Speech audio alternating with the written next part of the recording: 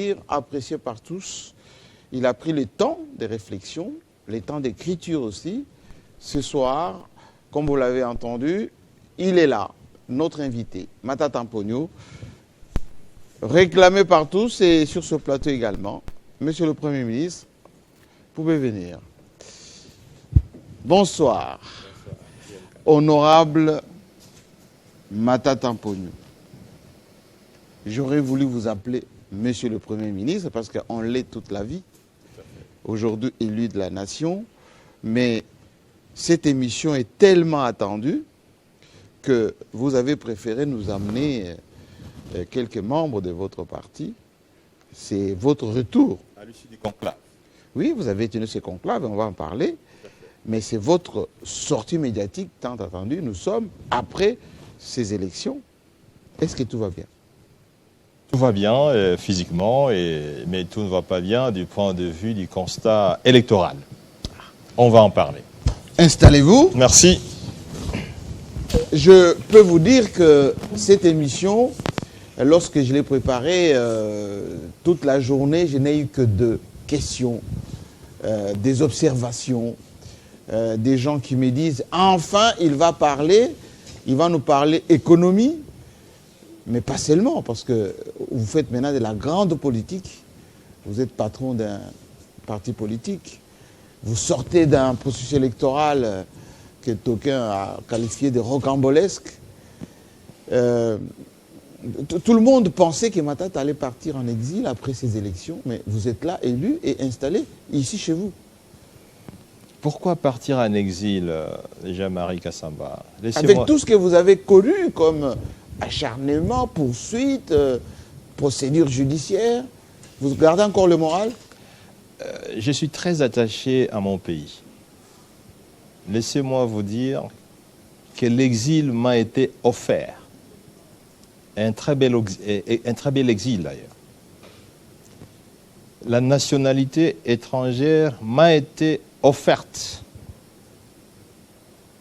par certains pays qui estiment que je pouvais être à leur service.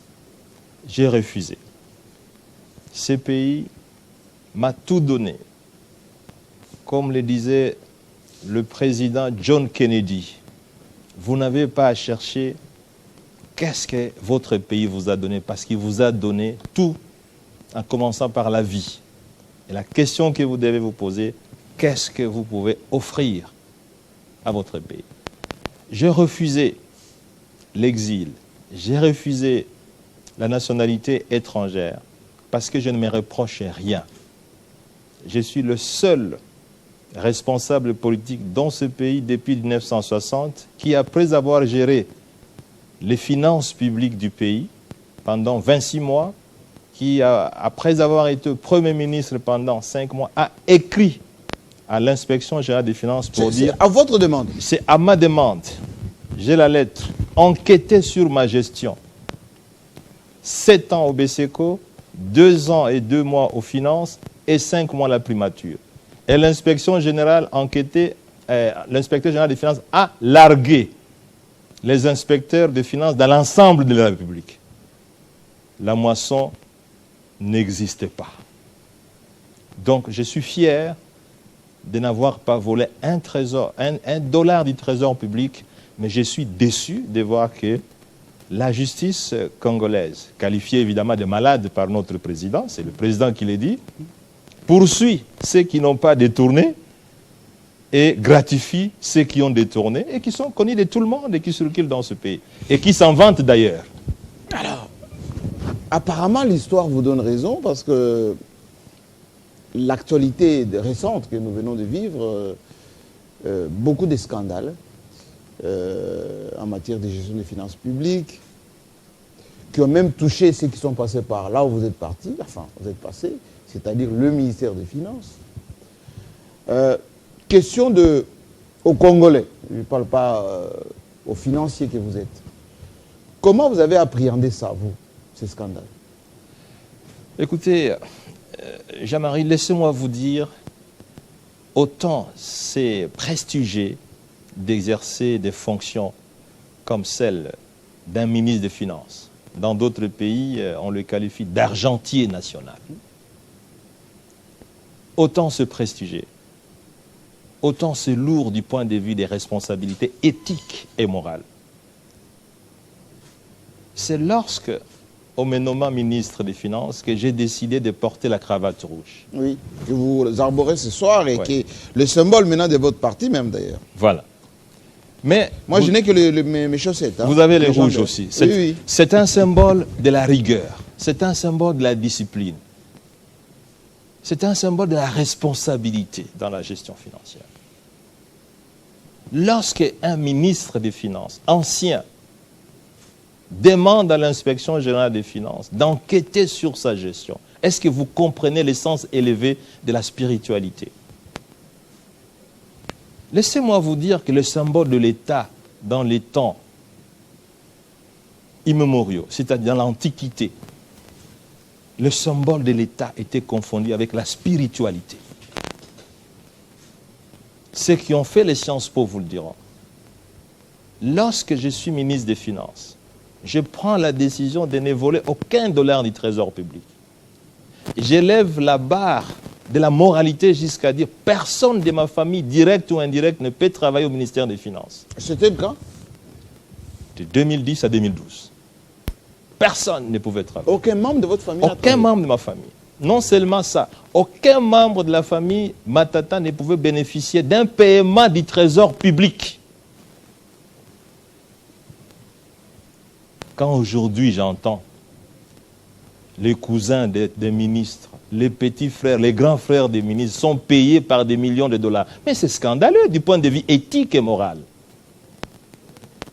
Autant se prestiger, autant c'est lourd du point de vue éthique et moral. Monsieur Jean-Marie, laissez-moi vous dire, la contrepartie de la stabilité macroéconomique, elle est non seulement professionnelle, mais elle est aussi éthique, morale et familiale. J'ai toujours appelé le ministre des Finances comme un médecin urgentiste. Pourquoi? Il n'est pas comme les autres ministres. Quand on est médecin, on travaille dans la salle d'urgence, mais écoutez, on doit rester attentionné, éveillé, 24 heures sur 24 heures, parce qu'à tout moment, on peut vous appeler. Mais il y a le sens du détail. Lorsque vous avez la lourde responsabilité de gérer les trésors publics, le fonds de tous les Congolais, qu'ils soient de Chikapa, qu'ils soient de Lubutu, qu'ils soient de Ngandajika ou de Tchela, mais vous gérez ce fonds public et vous ne pouvez pas faire des scandales comme ce que nous sommes en train de voir aujourd'hui. On ne se réveille pas un jour sans qu'il y ait un scandale. Est-ce que vous étiez choqué? Mais tout le monde est choqué et je dois être choqué comme je suis un Congolais. Imaginez-vous, Jean-Marie Kassamba, vous avez été dans la salle, je vous vois encore dans la salle, aux Chebeuses, en train de suivre mon allocution. Lorsque je disais, on me demande au ministère des Finances de l'argent pour qu'on me paie 2 millions de dollars pour les travaux exécutés en bonne et due forme et appréciés par la Banque africaine de développement. 2 millions de dollars. C'était vrai ça? Mais jusqu'à aujourd'hui, je n'ai pas été payé. Le ministre des Finances a dit, je ne paierai pas s'il est candidat président, qu'il retire sa candidature. Oh, où est le rapport? Mais où est le rapport? Je paierai après les élections présidentielles.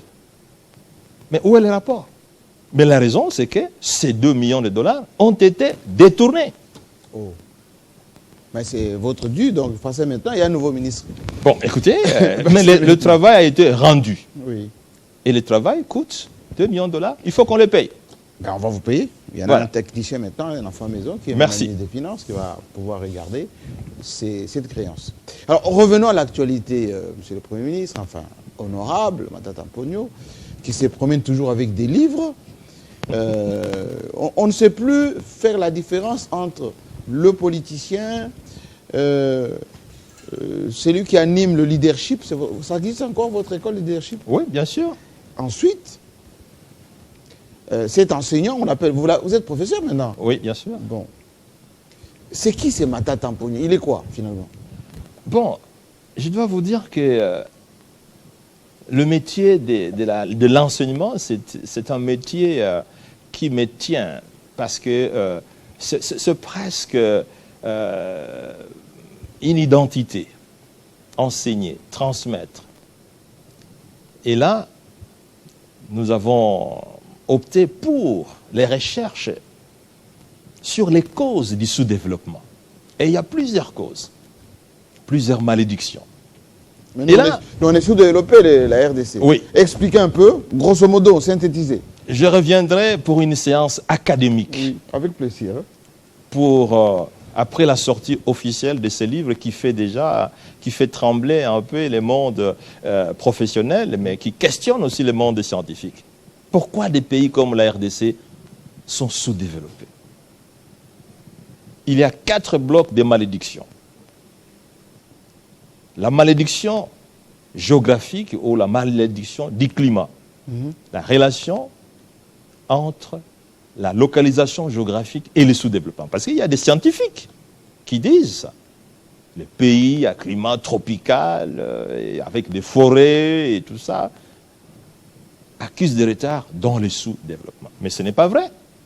Les études scientifiques fouillées que nous venons de réaliser démontrent qu'il y a des pays sous le climat tropical qui progressent et qui se développent.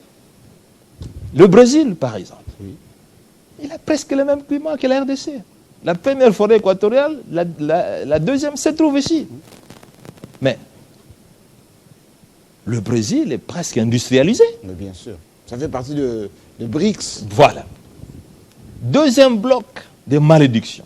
Des chercheurs sérieux, des scientifiques sérieux, sur base des études théoriques et empiriques, disent la culture et la race. Oui. Les Noirs sont faits pour être dirigés. Voilà. C'est faux et archi-faux. Nous avons aussi fouillé des études. Non, mais je vous dis, c'est une étude sérieuse, ce livre. On donne un exemple. La Corée du Sud et la Corée du Nord. Même culture, même race, même langue. Et puis, Jean-Marie Kassamba, en 1960, la Corée du Nord est plus avancée que la Corée du Sud. La Corée du Nord est déjà dans une étape pré-industrielle, avec une industrie métallurgique avancée. La Corée du Sud est agricole. Mais aujourd'hui, la Corée du Sud, c'est la 10e économie au monde. Et nous consommons avec vous des produits venant de la Corée du Sud. Oui. Hyundai, oui. LG, Samsung, oui. Qui se consomment même dans le pays développé. Jusqu'aux machines à voter. Jusqu'aux machines à voter. Voilà. Donc, comment vous pouvez expliquer que la Corée du Sud soit plus développée, de loin d'ailleurs, que la Corée du Nord, même culture, même race, même langue. Donc, la malédiction est battue en brèche. Troisième bloc de malédiction. La malédiction de l'abondance. Oui, parce que Dieu nous a tout donné ici. Dit non, les pays qui ont beaucoup de matières précieuses ne peuvent pas se développer. Cas de la RDC. Mais c'est faux et archi-faux. JMK, c'est faux et archi-faux. Parce que les pays qui ont des matières précieuses ou des matières premières, mais ils sont nombreux. Prenons le cas de Botswana, n'allons pas très loin. Juste à côté. Juste à côté. Des Noirs comme nous. Et ils n'ont que les diamants. Nous, ici, c'est un scandale. Parce que les diamants, on ne les localise que dans une partie du pays. On ne parle pas du coltan, on ne parle pas du cuivre, on ne parle pas de l'or. Mais ce pays est de loin avancé que la RDC. Vous prenez les États-Unis, vous prenez le Canada. Même la Russie. Même la Russie. Est-ce que vous pouvez comparer la Russie à la RDC? Non. Bon, donc, c'est une théorie qui est aussi battue en brèche. Quatrième bloc de malédiction. La malédiction du FMI. Oui, parce qu'ils nous ont mis sous coupe. Ben voilà. Oh, si le pays ne se développe pas, c'est le Fonds monétaire international. Aussi, les pays sont bloqués, c'est le Fonds monétaire. La RDC, c'est à cause du programme d'ajustement structurel. Rappelez-vous de ces... Voilà. Oui. Mais cela n'est pas vrai. Parce que les cas de la RDC ici, nous avons fait une étude fouillée qui démontre que parfois, quand vous êtes en problème avec les fonds, les résultats sont négatifs. Parfois, quand vous êtes avec les fonds, les résultats sont positifs. Et puis, dans le fond, le FMI n'a pas pour mission de développer les pays, a pour mission d'appuyer les développements. C'est pas eux qui développent. Non. Le Fonds monétaire, c'est comme un médecin. Lorsqu'une économie est malade, elle vient en appui. Mais la santé dépend de la personne elle-même, n'est-ce pas? Absolument. Quatrième bloc d'explication, la malédiction des institutions. Instabilité. Voilà. Lorsque vous avez des institutions de qualité, ça vous conduit au développement. Lorsque vous avez des institutions de mauvaise qualité, ça vous conduit au sous-développement. C'est une thèse bien développée avec des grands économistes comme Douglas North, comme Tchemouglou, comme James Robinson, qui fut d'ailleurs un co-recteur de ma thèse de doctorat. Qui était d'ailleurs invité à Kinshasa. Qui était dans la salle d'ailleurs. À la soutenance. J'étais là. L'un des grands. J'étais présent. Dans le domaine économique du monde. Nous sommes d'accord avec cette thèse qu'il faut des institutions de qualité. Voilà le cinquième bloc de malédiction que nous soutenons. Mais avec un ajustement qui constitue la valeur ajoutée. Parce que les recherches doivent apporter des valeurs ajoutées. Nous amenons la thèse de la théorie du développement par le leadership. Le leadership. Le leadership. Qui nous considère la malédiction des leadership. C'est-à-dire, ceux qui fabriquent des institutions de qualité sont des leaders. Les institutions de qualité ne tombent pas du ciel. Et ça, c'est très important. C'est l'élément clé. Les institutions sont fabriquées par des leaders. Elles sont détruites par des leaders, des non-leaders, mais elles sont consolidées par des leaders. Et voilà la valeur ajoutée. $1, retenez les Jamaïcains, $1 investi dans l'amélioration de l'offre de leadership a un effet multiplicateur de loin supérieur à $1 investi dans la construction d'une route ou d'un hôpital. C'est-à-dire, lorsque vous investissez dans la formation des leaders, ceux-là peuvent produire autant de ressources pour construire des routes et des hôpitaux et le maintenir en l'état. Regardez comment le leadership de qualité a produit 4 avions dans Congo Airways. On va y revenir, Monsieur le Premier ministre. Voilà. J'aimerais bien revenir à l'actualité, c'est ces conclaves que vous venez de tenir après ces processus électoraux. Première question d'abord, comment vous avez vécu ces élections? Ensuite, pourquoi attendre, nous sommes au mois de juin maintenant, pour sortir enfin de votre silence, et vous et vos partenaires? Pourquoi? C'est une démarche professionnelle, une démarche cohérente. Nous étions, vous l'avez si bien dit, dans un processus électoral, mais qui ne vient que de se terminer. Il y avait non seulement des élections présidentielles, nationales, les élections législatives nationales et provinciales, mais il y avait aussi des élections sénatoriales. Et donc, pour raison de professionnalisme, il fallait attendre, faire un bilan global et globalisant pour pouvoir tracer les voies du futur. Et là, je crois que c'est cohérent. Et là, nous venons de faire une analyse globale. Et laissez-moi vous dire, qu'est-ce qu'elle dit, cette le analyse? processus électoral est chaotique. Chaotique. Conclut les conclavistes. Un chaotique. Le LGD. Les LGD. Chaotique de quel sens? De quelle manière? Chaotique. Mais ça fait de vous aujourd'hui un élu. Mais vous allez siéger. Mais est-ce que vous savez que tout a été fait pour m'éliminer aussi? Ah bon? Mais le LGD a produit beaucoup de députés. Ça, ce sont des informations fiables. Qui sont partis où? Mais on les a éliminés et remplacés par les non-élus de la majorité présidentielle. Sciemment? Mais ça ne volontairement? Mais ça ne peut être fait que sciemment, ça ne peut être que volontairement. Si vous avez réussi à un examen et on vous remplace par celui qui n'a pas réussi, mais on ne peut pas dire que ça a été fait par l'objectivité, ça c'est avec plaisanterie. Mais on dirait que ça c'est une réaction de mauvais perdant. Non. n'a pas eu des élus, il attribue son échec au pouvoir qui aurait siphonné ces élus. Non, mais vous le savez, Jean-Marie Kassamba, même M. Matata ici, l'ordre a été donné pour qu'il soit éliminé. Mais, compte tenu de la réaction conséquente qui était entendue de la population de Kindu, qui avait dit, si on l'enlève lui, nous allons protester, c'est comme ça qu'on a été retenu. Mais les instructions ont été données pour que je sois aussi évacué comme tous les autres députés d'ILGD qui ont été élus.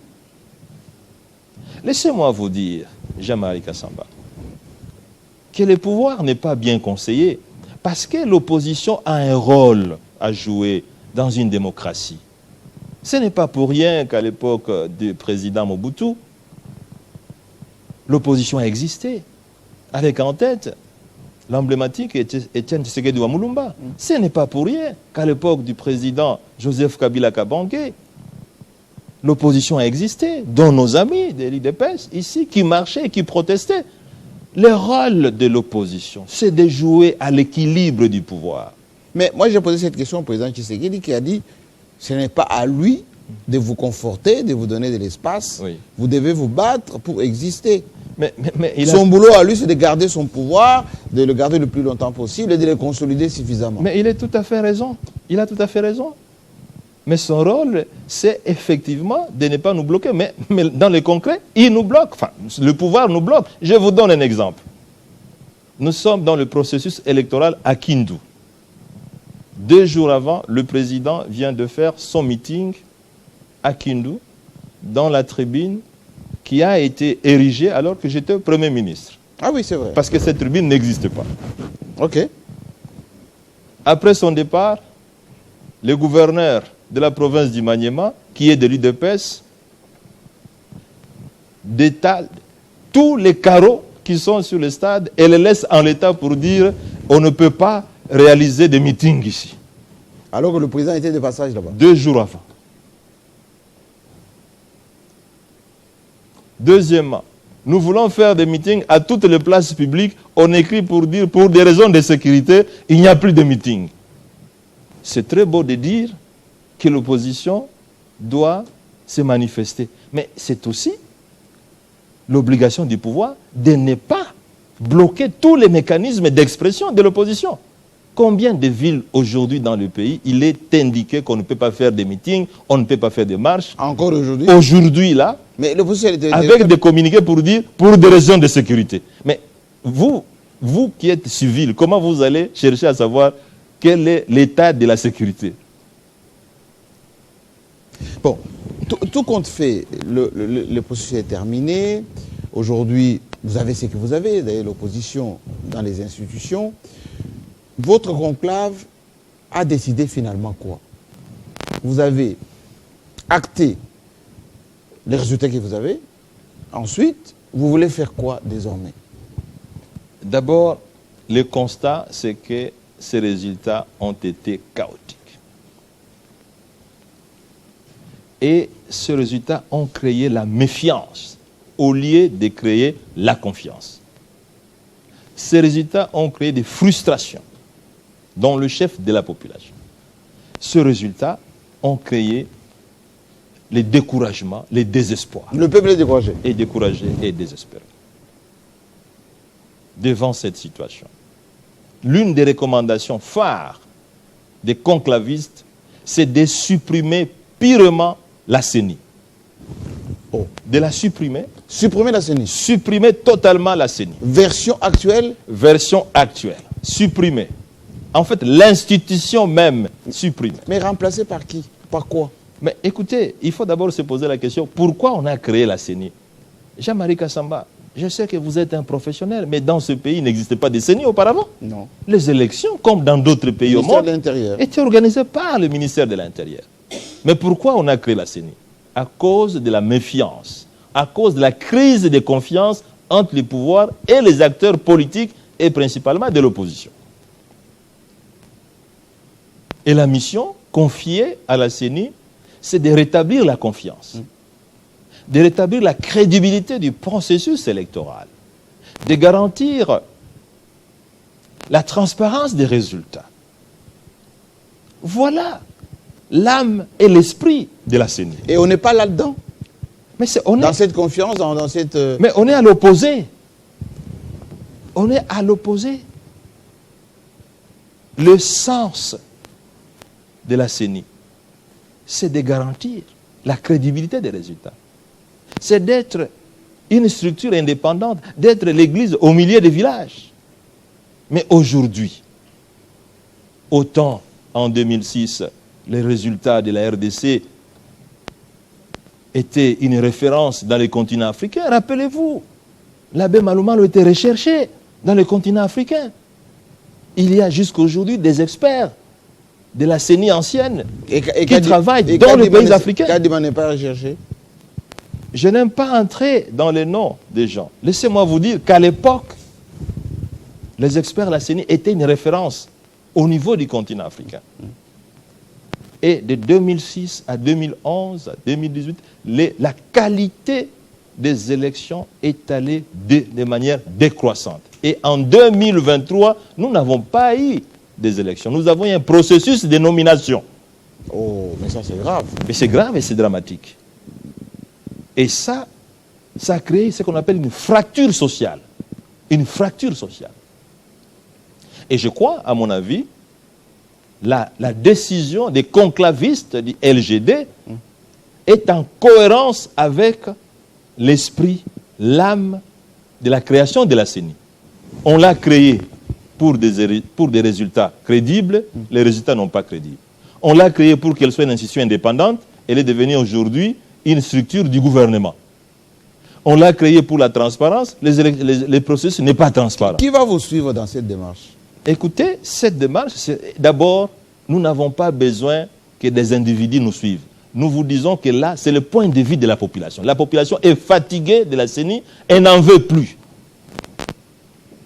Mais ça va coûter du temps. Non. On va recourir encore à la société civile, notamment les confessions religieuses. Oui. On a mis du temps et beaucoup... Nous parlons ici d'une structure indépendante internationale. Mais les religieux, mais on les a boutés dehors dans le processus. Les religieux étaient là, ils sont sortis. Parce que le processus n'était plus crédible. L'église catholique, l'église protestante. Mais les deux églises sont sorties. Nous voulons bien une structure indépendante. Laissez-moi vous dire, Jean-Marie, on a dépensé plus d'1 milliard de dollars américains pour un processus de nomination. On pouvait faire un congrès. Un congrès qui coûterait moins de 10 millions de dollars. Pour faire la même chose, et on prendrait ce milliard de dollars pour investir dans des universités, dans des routes, dans des hôpitaux, dans des écoles, dans des fontaines d'eau, dans des centrales hydroélectriques. Une centrale hydroélectrique avec 100 millions de dollars, vous avez une centrale hydroélectrique, on en ferait 10. Des universités avec 30 millions de dollars, mais vous avez des très belles universités, 300 millions de dollars, on en fait combien? 10. Comme la vôtre à Kindu. Ben, voilà. Donc, il faut absolument que la CENI soit supprimée le message parce que passé. son âme, son esprit n'existe plus. Mais ça, c'est pour un futur processus électoral. Ben, c'est évidemment. 2028. Bien sûr. Mais le processus doit commencer aujourd'hui. Question Matata Mpogno, question d'actualité. Vous avez formé un gouvernement de 36 membres. Aujourd'hui, il y en a un de 54 membres. Question. Comment vous l'avez trouvé d'abord? Ensuite, votre province d'origine, parce que vous êtes élu du Maniema, Rouspette.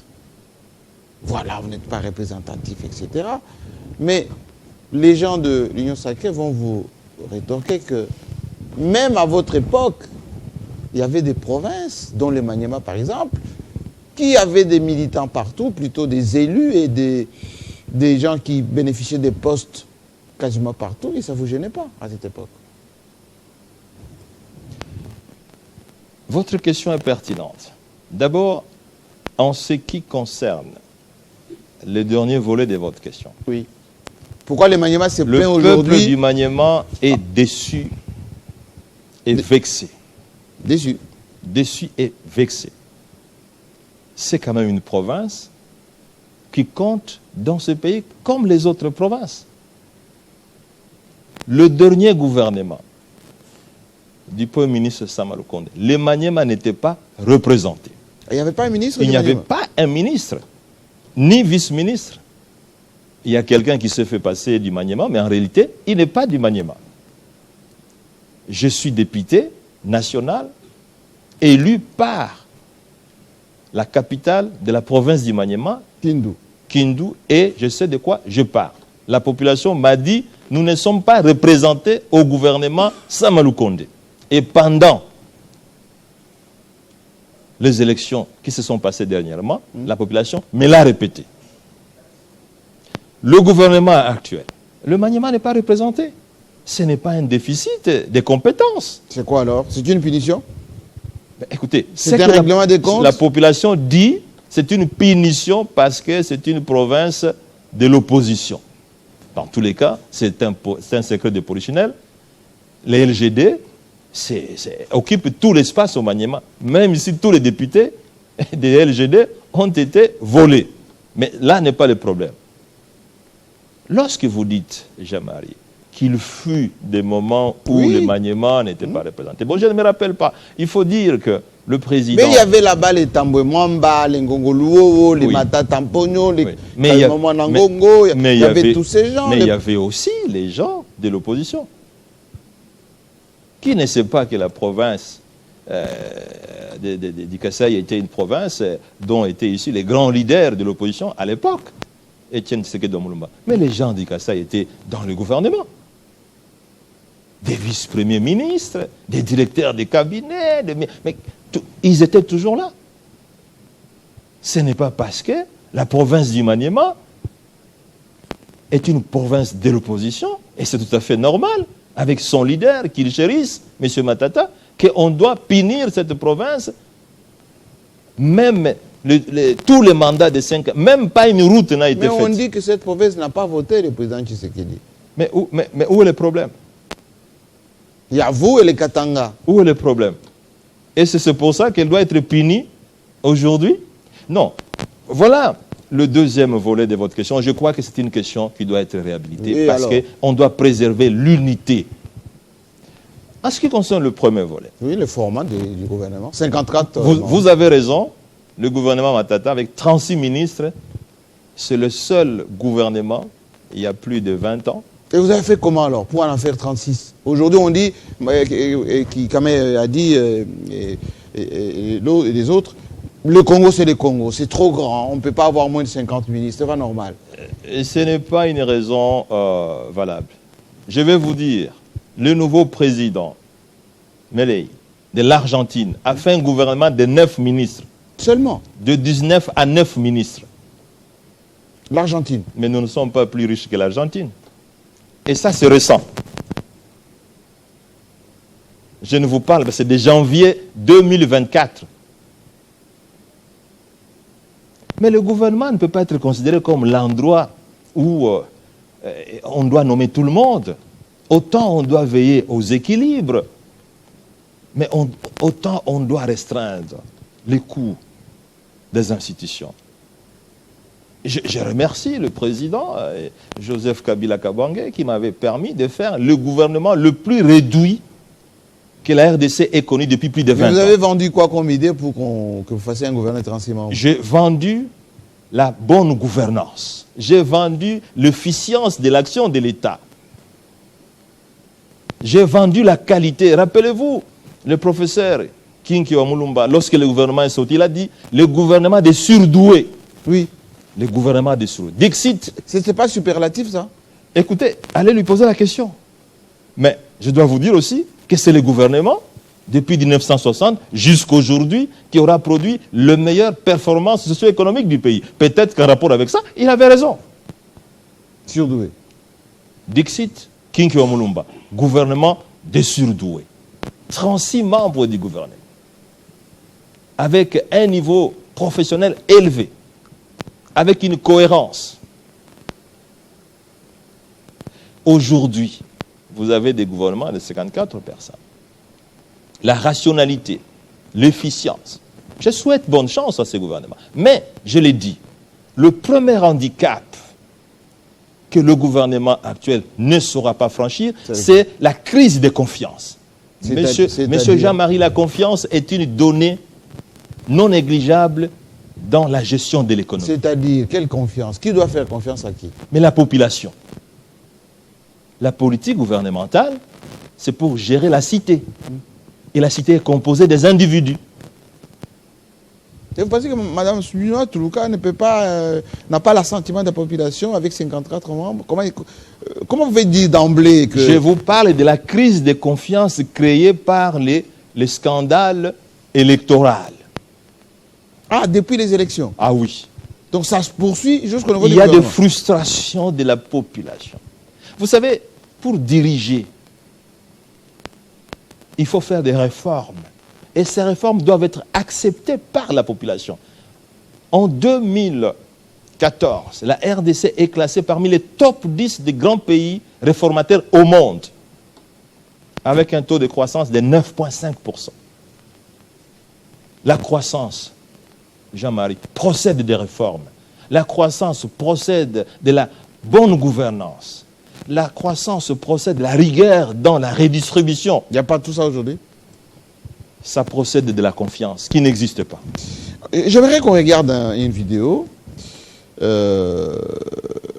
je vais dérouler des questions que j'ai reçues, suffisamment de questions.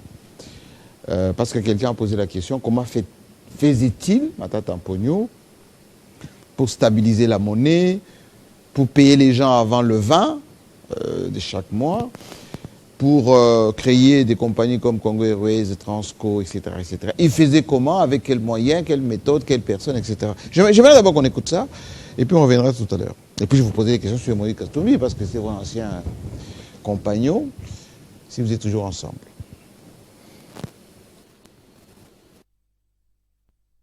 La Constitution. Il est inacceptable de réviser la Constitution. Quelle que soit cette imperfection, si elle est révisée, pourquoi doit-on réviser une Constitution qui n'est nullement respectée par les droits? Est-ce que le leadership et la gouvernance de qualité dont les Congolais ont besoin sont conditionnés par la révision constitutionnelle? Parce que des pays comme l'Israël, la Nouvelle-Zélande, la Grande-Bretagne, ils n'ont pas de constitution formelle. Mais toutefois, ces pays sont respectueux des lois qui régissent leur fonctionnement. Et ces pays sont de loin développés par rapport à la RDC. Ne cherchons pas donc les boucs émissaires pour tenter des projets encore, une fois le pays dans les désordres politiques dont nul n'est à mesure de prédire l'issue.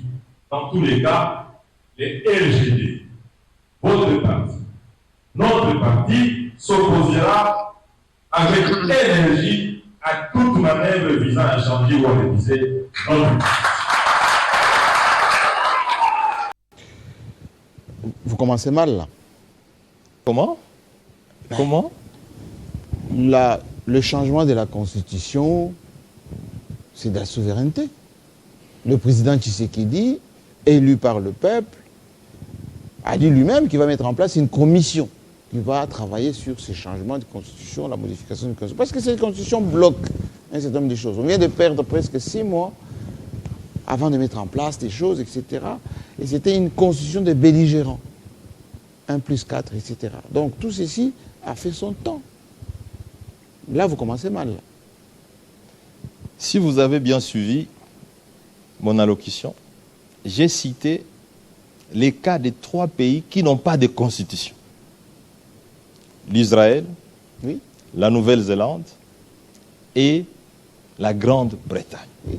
Mais ce n'est pas nous. Nous sommes la RDC. Vous êtes la RDC. Mais si j'ai un conseil à vous donner, n'inventez pas la roue.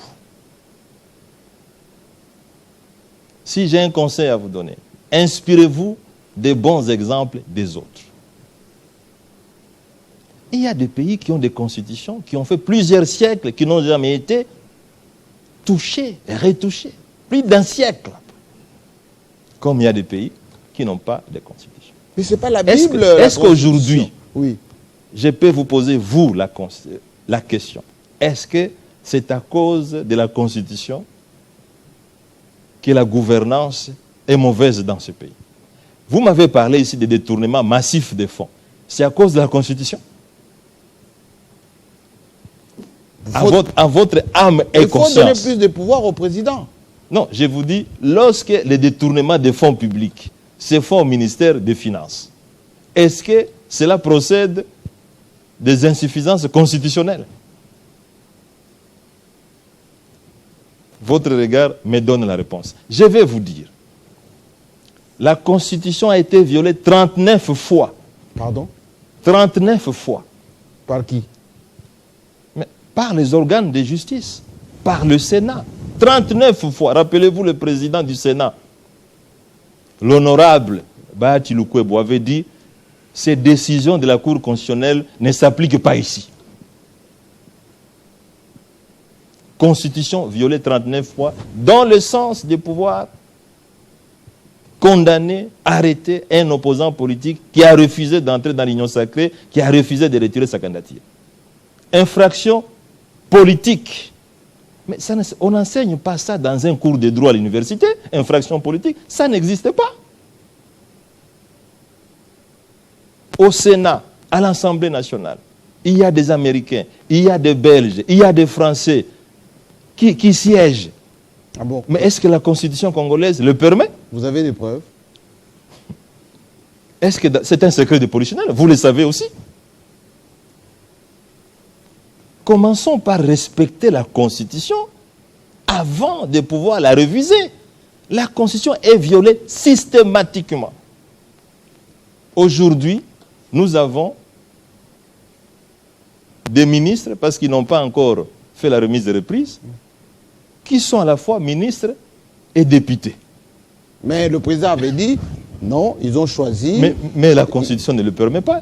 Comment pouvons avoir quelqu'un qui siège à l'Assemblée nationale, mais qui exerce les fonctions ministérielles?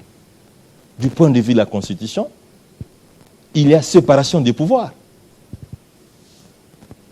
Montesquieu est en train de se réveiller dans sa tombe quand il voit que dans un pays comme la RDC... Mais la RDC, c'est la RDC, Matata. Mais nous ne pouvons pas aussi vivre à marge de ce qui se fait dans le monde, comme si nous étions un pays extraterrestre. Je vous ai posé la question, est-ce que les insuffisances de la Constitution, si elles existent, sont à la base de la mauvaise gouvernance? Non. Mais vous avez peur de quoi? C'est un problème de déficit de leadership et un problème de déficit de gouvernance.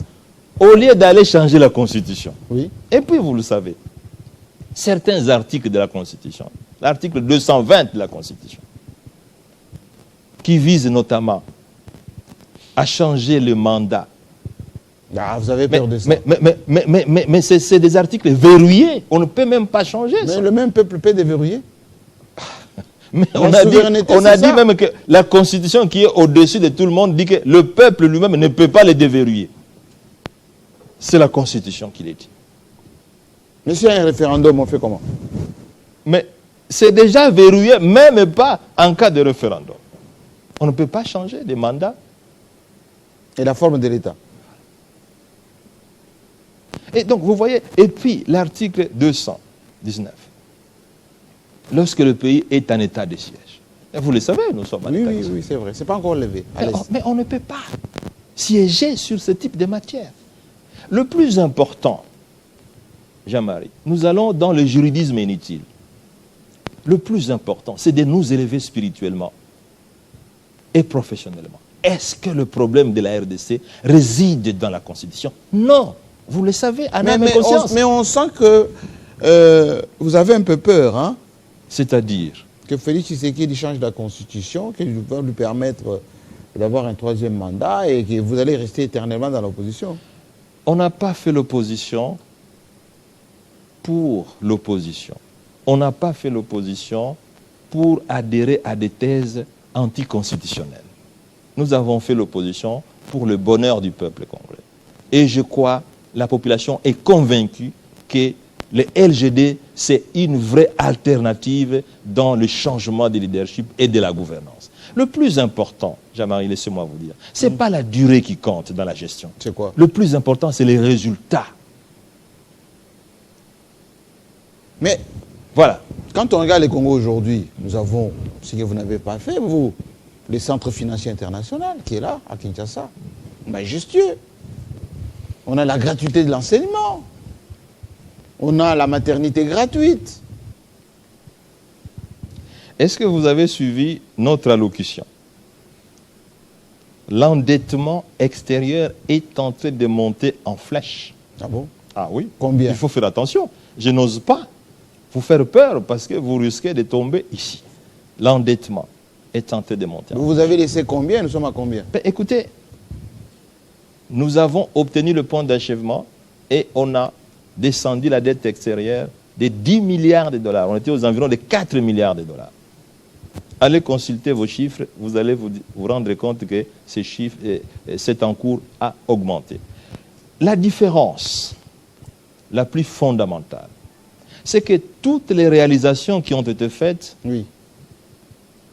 au cours de mon mandat, sous la houlette du président Joseph Kabila Kabange, c'était sur base d'un leadership de qualité et d'une gouvernance de qualité. C'est-à-dire, ce sont des ressources générées par l'économie congolaise qui ont permis de financer toutes les activités. Pour mémoire, nous n'étions pas en programme avec le Fonds monétaire international. Pour mémoire, nous n'avons jamais reçu un appui budgétaire ni de la Banque mondiale, ni de la Banque africaine de développement, ni du Fonds monétaire international. Le ministre Kazadi, qui est à votre place d'ailleurs, bon, oui. Il est déjà parti du gouvernement, tant mieux, mais tant pis peut-être, pour ce que on peut penser, mais il avait dit ceci, Mata Tampogno, il peut parler, il peut dire tout ce qu'il veut. Moi, je suis à plus de 14 milliards de dollars du budget national. Lui n'avait jamais franchi les 5 milliards. Mais Jean-Marie Kassamba, vous n'êtes pas économiste, mais je sais que vous êtes un grand professionnel et vous avez une élévation spirituelle et professionnelle pour comprendre des choses qui ne sont pas de votre domaine. Vous avez ce crédit-là. Laissez-moi vous dire, le niveau du budget ne constitue pas un indicateur d'appréciation d'un bon ministre des Finances. 14 milliards, c'est peu. Je vous dis, ce n'est pas le bon indicateur pour apprécier la qualité d'un ministre des Finances. Oui, traduction. Voilà. Il n'y a aucun cours d'économie qui dit, lorsque vous avez un ministre qui a un tel budget, il est le meilleur. Ça n'existe pas. Tout comme la conclusion de mission du Fonds monétaire pour accepter un programme ne constitue pas un indicateur. Je vous ai parlé ici de la malédiction du FMI. Mais ce qui compte pour un ministre... S'il félicite l'État congolais, ça veut dire que l'État congolais travaille bien. Mais écoutez, ça c'est du folklore. Ça c'est du folklore. Quels sont les indicateurs, Jean-Marie Kassamba? Là, nous rentrons sur l'élévation professionnelle. Quels sont les indicateurs clés qui peuvent permettre aux gens de dire c'est un bon ministre des Finances? La stabilité du cadre macroéconomique. Ça relève constitutionnellement de la compétence d'un ministre des Finances. Bon. Voilà, les choses sérieuses commencent. Alors, il a trouvé les taux d'échange à combien? Il a laissé à combien? Non, il a dit l'économie doit fluctuer. C'est la fluctuation de l'économie. Mais ça n'existe pas en économie. Ça, c'est du folklore. La stabilité du cadre macroéconomique, c'est la fondation sur laquelle s'érige le mur de la croissance économique, le mur de la création de richesses. Avez-vous une économie au monde qui a créé des richesses avec des taux d'inflation élevés? Avez-vous une économie au monde qui a un taux d'échange qui oscille chaque jour, qui a fait la création de richesses? Ça, c'est l'anti-économie. C'est l'anti-économie. Ça se vend sur le marché des ignorants. Le peuple congolais connaît ce que c'est la valeur d'un ministre des Finances. Il stabilise les taux d'échange. Il stabilise les prix intérieurs. C'était quoi votre secret, vous? Il paye le salaire, Jean-Marie Kassamba. Rappelez-vous qu'une fois, le président Joseph Kabila Kabange, un citoyen congolais lambda, lui envoie un message pour dire « Dites à votre Premier ministre qu'il essaye quand même de ralentir le paiement du salaire. Le 15, c'est très tôt. » Pourquoi? Message envoyé au président de la République. Est-ce que ce message peut être encore édité aujourd'hui? Les gens sont payés à l'improviste. Est-ce que vous savez qu'il y a des gens qui ont fait 8 mois, parfois 10 mois d'impayement. Qui est ce ministre des Finances qui peut se prévaloir d'avoir laissé des impayements de 6 mois, de 8 mois et dire qu'il est le meilleur ministre? Mais c'est scandaleux. Vous, Jean-Marie Kassamba, comment vous pouvez expliquer à vos enfants, à la maison, au même moment vous dites, écoutez, je gagne maintenant 10 fois plus que ce que j'ai gagné il y a 10 ans. Mais dans l'entretemps, les enfants vous posent la question, mais papa, mais à l'époque où vous gagnez moins, on mangeait 3 repas, maintenant on mange un repas. Comment vous allez expliquer ça? C'est de l'incohérence. Un ministre des Finances paye les salaires régulièrement. Un ministre des Finances paye le frais de fonctionnement régulièrement. Un ministre des Finances investit. Il a trouvé 4 avions Congo-Airways. Il sort, il n'y a pas d'avion Congo-Airways. Mais la guerre, qu'est-ce que vous en faites de la guerre? Mais quand j'étais Premier Les moyens ministre, vont à la quand guerre. j'étais Premier ministre, il y avait la guerre. Vous avez oublié. Pourtant, vous avez une mémoire forte. Je suis allé à Bunagana. Je suis allé à Tchanzu. Il y avait la guerre, vous avez oublié. Mais lui, il a fait des élections à $1 milliard. Mais les milliards de dollars qui ont été jetés, pour quelle élection? Pour quelle élection? Il ne faut pas tomber dans la maladie des chiffres. Les Congolais n'ont pas besoin des budgets de 14. D'abord, en réalité, ce budget n'a pas atteint 14 milliards. Mais c'est combien? Mais écoutez, mais c'est 9 milliards de dollars dans l'exécution. Mais le plus important, ce n'est pas le budget. Le plus important, Jean-Marie, ce n'est pas ce que vous gagnez, vous, comme revenu. Le plus important, c'est comment vous utilisez ces revenus au profit de ceux qui sont avec vous. Voilà. Deuxième vidéo, et je vais revenir sur des choses beaucoup plus réelles. Nous sommes suivis, comme vous le savez, à travers le monde. Exceptionnellement, dès ce soir, une application Télé 50 en streaming que vous suivez à travers le monde, satellite, TNT, bien évidemment ici à Kinshasa et le reste du monde également. Et Matata Tamponio, d'après les chiffres qu'on vient de me donner, vous êtes très très suivis ce soir. Allez, on vous suit d'abord, et puis on revient. Parce que j'aimerais bien que le peuple se retrouve avec le nouveau gouvernement dans une perspective quand même plus positive qui puisse rassurer. Rassurer. Les élections, c'est terminé. Maintenant, on doit avancer. Avancer comment et avec qui? Ce processus électoral a ressemblé, notez bien, à un match de football étrange entre l'équipe de la majorité et celle de l'opposition. L'arbitre et les juges de touche ont été tous recrutés par les pouvoirs pour soutenir l'équipe de la majorité qui partait avec un pronostic défavorable. Pendant le match, les buts marqués contre l'opposition l'étaient non seulement par les 11 de la majorité alignés sur le terrain, mais aussi par des joueurs de réserve sur le banc.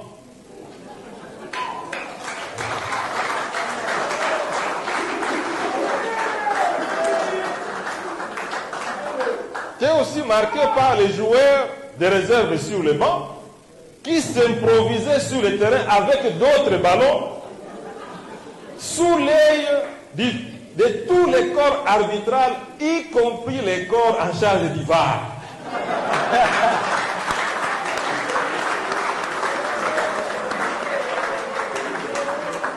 Le scandale a atteint son paroxysme lorsque l'arbitre a aussi décidé de marquer des buts contre l'opposition. Au grand étonnement de tous les spectateurs qui s'étonnaient et se posaient la question de quel match il s'agit.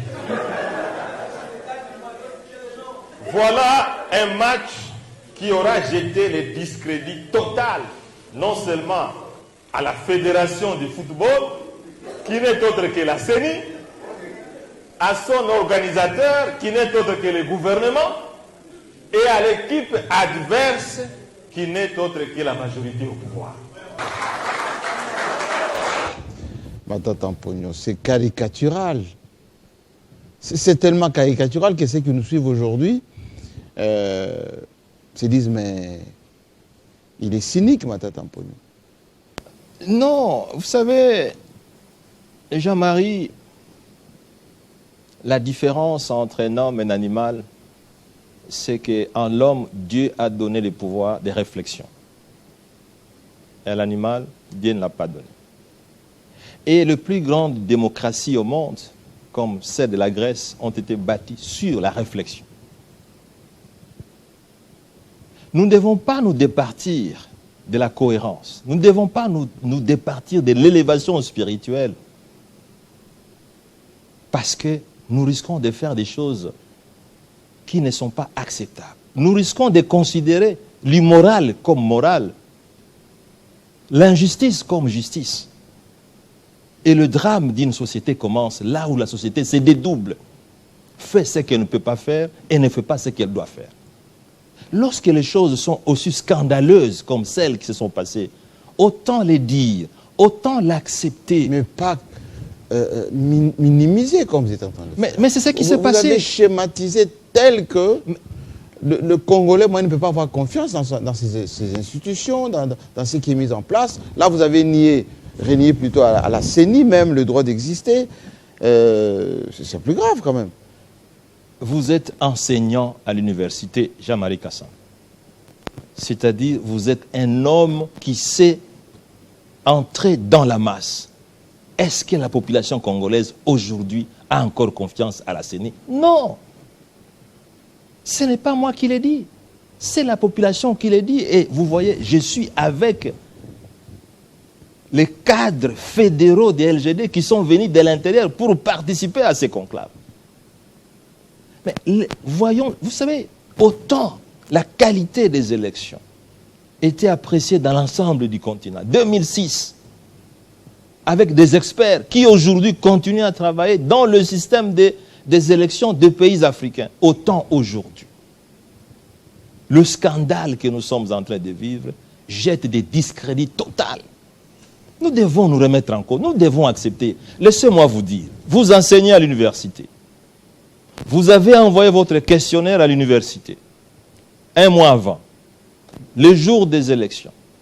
Toujours bien habillé comme vous l'êtes, vous entrez dans la salle, les étudiants vous disent « professeur ».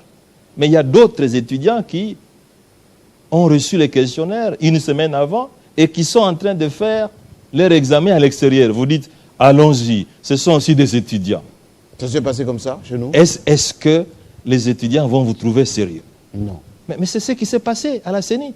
Pendant que le paisible citoyen congolais était en train de voter, mais il y avait des machines à voter éparpillées dans l'ensemble du continent. Les gens votaient dans leur maison, dans leur chambre. Mais ce n'est pas possible, on ne peut pas accepter. Est-ce que vous avez entendu aujourd'hui, vous vivez quand même dans ce pays, avez-vous entendu une procédure pour enquêter sur les machines qui étaient trouvées? Mais la CENI avait quand même invalidé les gens. Mais vous n'avez pas répondu à ma question, Jean-Marie. Je crois que je l'ai posée en français facile. Je l'ai compris. Je l'ai compris. Mais alors, et maintenant, on fait quoi? On supprime la CENI. D'abord, elle coûte énormément pour rien. Je vous dis, on recrute une structure internationale compétente. Il y a des structures spécialisées. Et cette structure ne coûtera même pas 100 millions de dollars. Moi, j'étais Premier ministre. J'ai été ministre des Finances. J'ai organisé les élections en 2011. J'étais ministre des Finances. Ces élections ont coûté en tout et pour tout 400 millions de dollars américains. Pardon? Mais les chiffres sont là. La moitié de ce que nous avons... Moins de la moitié. Vous connaissez bien les calculs. 1 milliard à 400 millions de dollars, c'est plus de la moitié. C'est plus du double. Attends, c'est grave la question que je vais vous poser maintenant. Vous maîtrisez les finances publiques, le leadership, ça vous connaît.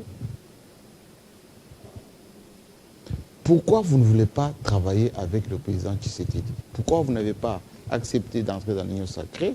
Et pourquoi vous n'avez pas voulu être Premier ministre ou participer à ces gouvernements? Jean-Marie Kassamba. Pour aider votre pays. Le président Tshisekedi a été nommé 3 fois Premier ministre dans ce pays. Il était bien père? Non. Il était toujours de l'opposition. Oui. Donc, le président, Mobutu Sese Seko Kukungwendu Azabanga, en le nommant, il savait qu'il était de l'opposition. Je n'ai jamais refusé de travailler pour ce pays. Je vous dis, j'ai refusé l'exil. J'ai refusé la nationalité étrangère qui m'a été offerte pour mon expertise. J'ai l'amour de ce pays. Je veux que ce pays qui m'a tout donné, je suis le seul docteur en économie, enfin parmi les rares docteurs en économie qui ont refusé d'aller faire leur thèse à l'extérieur du pays. Les offres m'étaient faites. J'ai dit, je serai docteur dans ce pays. Je clôture mon cursus de formation dans ce pays. Et je suis fier d'être docteur d'une université congolaise, université protestante au Congo.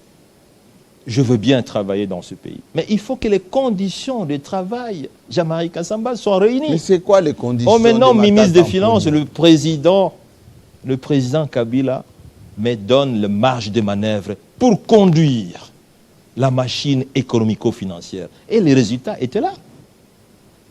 Il me nomme Premier ministre. Je n'étais pas un Premier ministre de pacotille. J'avais le pouvoir, vous le savez. Lorsqu'un ministre n'était pas en harmonie avec l'éthique et la morale, il était chassé du gouvernement. Et vous pensez que... Et vous le savez très bien. Oui. Mais voilà. C'est pas réuni aujourd'hui. L'efficacité d'une équipe gouvernementale procède aussi par l'éthique et la morale. Procède par la rigueur. Procède, Jean-Marie, par la qualité intrinsèque, l'intégrité. Ce n'est pas la quantité qui compte, c'est la qualité qui compte. Laissez-moi vous dire, je suis prêt pour apporter ma pierre à l'édifice de ce pays qui nous a donné. Mais trop de conditions. Mais pas trop. Mais ce ne sont pas des conditions extravagantes, mais ce sont des conditions tout à fait normales qui recommandent l'efficacité, qui recommandent le résultat. Je vous ai dit ici que tout ce que nous avons produit, il n'y avait aucun dollar d'endettement. Ces pays, ces gouvernements de 5 ans reçu plus de 4 milliards de dollars. Pour produire quoi? Les impaiements des salaires. Pour produire quoi? Les glissements du taux d'échange. Pour produire quoi? L'inflation. C'est ça le sens d'un budget élevé? Non, Jean-Marie Kassamba, vous êtes un professionnel. On a besoin de contribuer à l'avancement de l'agenda. Et je vous dis, tout est possible dans ce pays. Entre 2012 et 2016, j'étais aux affaires. Ce pays a fait rêver le monde. Ce pays a fait rêver le monde. Et le monde a dit, finalement, la RDC est sur la trajectoire de l'émergence. On a parlé de l'émergence de la RDC. Dites-moi aujourd'hui, qu'est-ce qui pose problème? Est-ce les hommes ou la méthode? Le tout. Vous savez, le Pentagone magique, il faut lire un livre qui est en chantier sur la science du leadership. Le Pentagone magique de la pratique du leadership. Vous avez la vision dans laquelle vous trouvez les méthodes, enfin les objectifs. Moyen terme, long terme et court terme. Vous avez le courage. Il n'y a pas de leadership sans courage pour faire face aux risques. Vous avez l'engagement. Il faut des personnes engagées. Quand nous avons fait la réforme sur la bancarisation, est-ce que vous savez que nous avons reçu des menaces de mort? De la part de qui? Mais de tout le monde. Il dit, si vous bancarisez, on vous tue. Mais nous vivons de ça.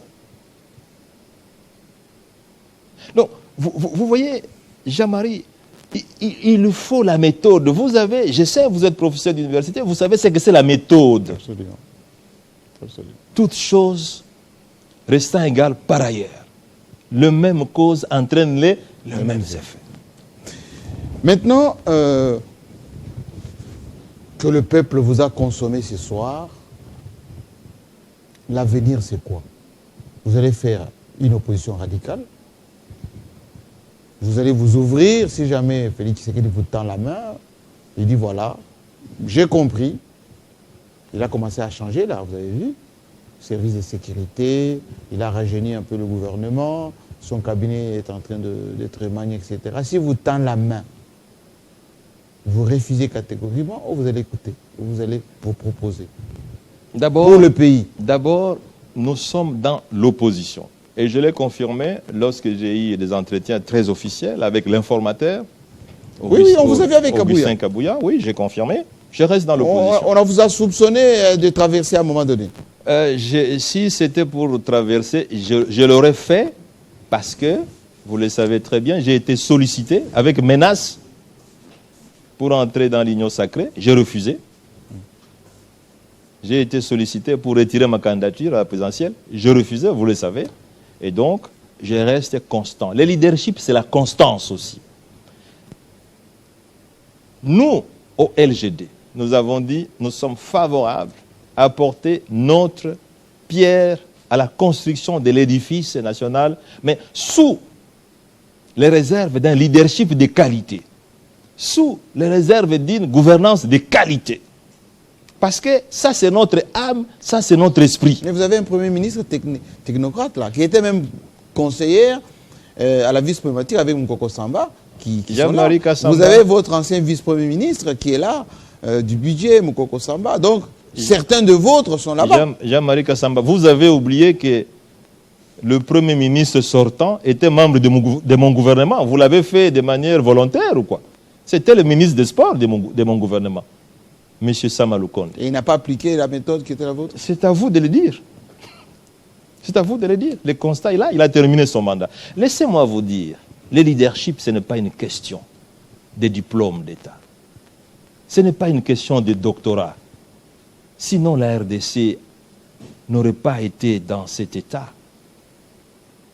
Le président Lula du Brésil, qui vient de chasser un grand universitaire d'une école américaine, a fait l'école primaire et 2 ans de post-école primaire. Il dirige une économie forte. Et lorsqu'il était président, le Brésil a résorbé 30% de chômage. Oui. Donc, aujourd'hui, ce n'est pas un problème de dire vous avez été membre du gouvernement de M. Matata, vous avez été conseiller dans l'équipe du gouvernement de M. Matata, vous avez une thèse de doctorat, vous avez étudié en Europe, moi je n'ai jamais étudié en Europe. C'est un problème de leadership et de gouvernance. Voilà la clé, M. Jean-Marie Kassamba. Et nous sommes, nous, disposés à échanger avec les gens du pouvoir pour leur dire là où il faut toucher. Parce qu'en réalité, Jean-Marie Kassamba, c'est quand même douloureux aujourd'hui. Vous entrez dans un avion, compagnie nationale, on vous parle en anglais. Oui, c'est vrai.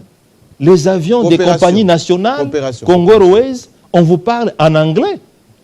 Quelle fierté vous pouvez avoir d'entrer dans un avion des compagnies nationales et on vous parle en anglais.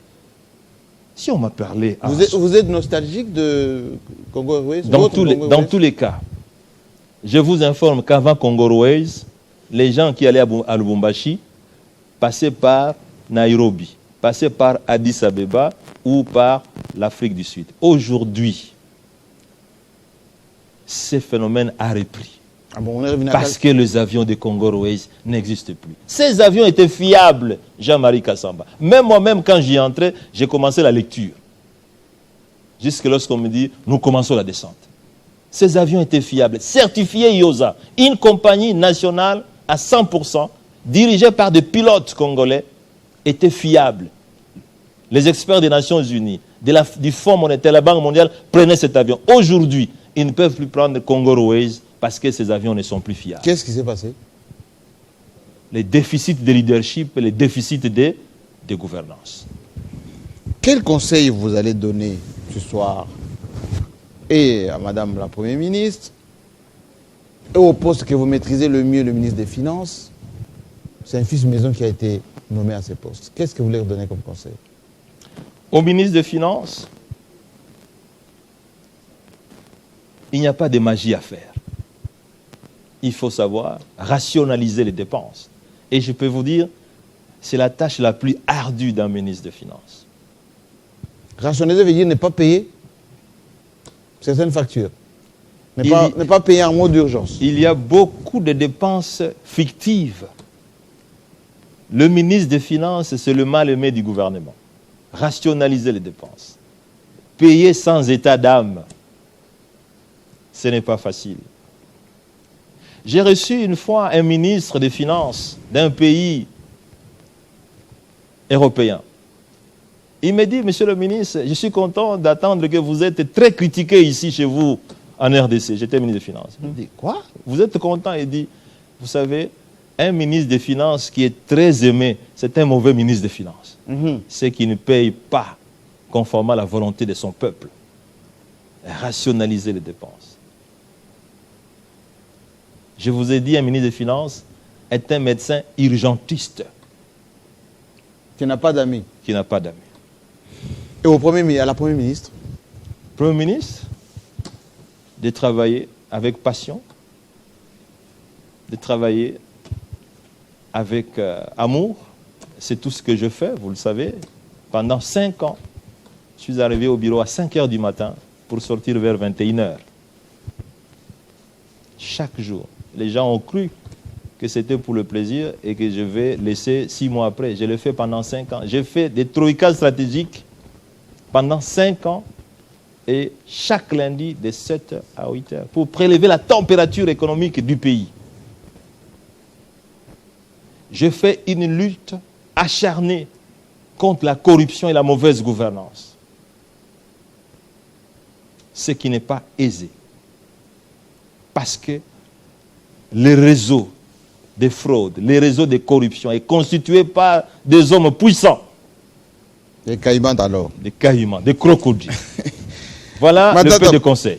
Matata Mponi, on termine cette émission par cette question de cohérence des opposants que vous êtes. Vous avez été avec Moïse Katumbi, Fayoulou, accessoirement Fayoulou d'ailleurs, mais plutôt Sessanga et les autres. Vous voyez encore tout ce que vous avez dénoncé aujourd'hui et cette nouvelle démarche que vous êtes en train de vouloir mettre en place, est-ce que vous allez la mener ensemble ou chacun pour soi? Ça, c'est une rentrée politique LGD. Et vous voyez, je suis avec mes lieutenants. C'est une rentrée politique LGD. Et donc, comme vous l'avez vu, beaucoup de partis sont maintenant, après le processus électoral, de vouloir aussi faire des rentrées politiques. Et donc, ce sont des questions qui vont être débattues dans tous les cas. Lors de notre conclave, il y avait des représentants des partis des Ensembles. Le secrétaire général des Ensembles était là. Hervé Diakessé, qui est en charge de la communication, était là aussi. Donc, c'est dire que nous restons en contact avec tous les partenaires du développement. Dans tous les cas, comme je l'ai dit, l'alliance d'appui au parti Ensemble pour la candidature présidentielle, c'était une alliance stratégique, c'était une alliance ponctuelle pour permettre à l'opposition de pouvoir gagner. Et nous étions dans une philosophie globalisante, croyant que bon, toute l'opposition pourra faire un candidat unique. Et donc, les questions de cohérence, d'action de l'opposition sont des questions qui seront débattues, à mon avis, dans le très court terme. Et ça serait quoi le porte-parole? Mais ça, c'est pas à moi de le dire. Mais écoutez, nous allons voir ça ensemble lorsque la question sera discutée. Aujourd'hui, on sent, et c'est la dernière question, dans l'Union sacrée, un peu de frustration. On a vu Vital Kamerhe n'est pas participé à la réunion, Bahati, etc. Donc vous frottez les mains que le bateau Union sacrée est en train de prendre l'eau. Je sais que vous lisez beaucoup. Rappelez-vous, lorsque j'avais fait ma tribune, c'est que je pense, en disant que l'Union sacrée, c'était FCC bis. Les gens m'ont critiqué. Je crois qu'aujourd'hui, vous me donnez raison. Donc vous frottez les mains? Je ne me frotte pas la main. Mais je vous invite à l'élévation professionnelle, intellectuelle et spirituelle. Lorsqu'une organisation n'a pas d'âme et d'esprit, elle est vouée à la mort. L'âme et l'esprit. Jean-Marie, lorsque vous êtes en contradiction avec votre âme et votre esprit, vous allez mourir. L'âme et l'esprit. Préservez l'unité du corps physique. Et laissez-moi vous dire, si ce chemin de l'union sacrée continue, il n'y a pas d'avenir pour l'union sacrée. Merci, Matata Mponyo. Merci beaucoup. L'émission est terminée. Et question, comment vous faisiez pour payer les gens avant les 19, créer des sociétés comme Transco, et puis financer en même temps la guerre? Où est-ce que vous trouvez l'argent? La bonne gouvernance, Jean-Marie Kassamba. C'est comme ça que je vous ai dit, ça ne sert à rien de dire budget de 15 milliards, budget de 20 milliards. Ça, c'est du folklore. Ce dont on a besoin, c'est la bonne gouvernance. Ce que je faisais, c'est que tout l'argent du trésor public était utilisé rationnellement. C'est ça la raison d'être même de la troïka stratégique. Il y avait le ministre des Finances qui nous disait voilà les soldes du trésor. Il y avait le ministre du budget qui disait voilà les temps d'encours. Il y avait le gouverneur de la Banque centrale qui disait voilà les liquidités. Et il y avait à ce moment-là le ministre de la fonction publique qu'on invitait pour dire voilà l'état du processus de la paix. L'argent allait dans les comptes du trésor. Vous pouvez faire autant des recettes pour accroître le budget, mais autant le coulage des recettes peut s'amplifier. Merci. Merci beaucoup. Je vous laisse avec les membres. Merci beaucoup, Jamal. Et bonne chance à vous. Merci. En tout cas, et comme vous avez remarqué, nous étions live quasiment partout. L'émission est déjà en ligne. Vous pouvez copier, transmettre, transférer, tout ce que vous pouvez pour permettre effectivement à tout le monde qui n'a pas pu suivre en direct de les suivre. Allez, j'attends peut-être les gens de l'Union Sacrée pour venir s'asseoir ici et répondre à toutes ces préoccupations de Matata Mponyo. À très bientôt.